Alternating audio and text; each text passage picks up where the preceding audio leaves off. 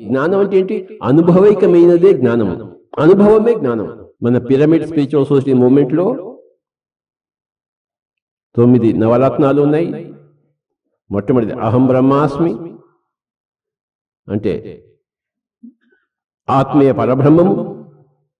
2 జీవుడే దేవుడు.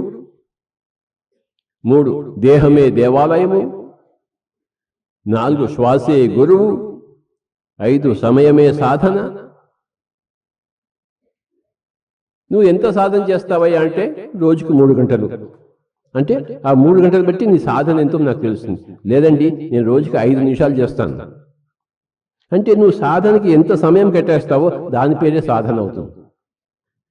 14 రోజులు మేము ధ్యాన మహాచక్రానికి వెళ్ళండి. 14 రోజులు వెళ్ళారా? ఓయబో అంటే ఆ 14 రోజులు అనేది మీ యొక్క దీక్షకు, మీ యొక్క సాధనకు అది దీపం పడుతుంది. లేదండి ఒక్కరోజు వెళ్ళి వచ్చేసాను, నాకు చాలా పనులు ఉన్నాయి కదా అంటే కరెక్ట్. నువ్వు ఒకరోజు వచ్చావు, వెళ్ళావు, నీ సాధన ఒకరోజు వరకు ఉంది. నీ ఇతరమైన ప్రాపంచిక పనులు మిగతా 13 రోజులు ఉన్నాయన్నమాట.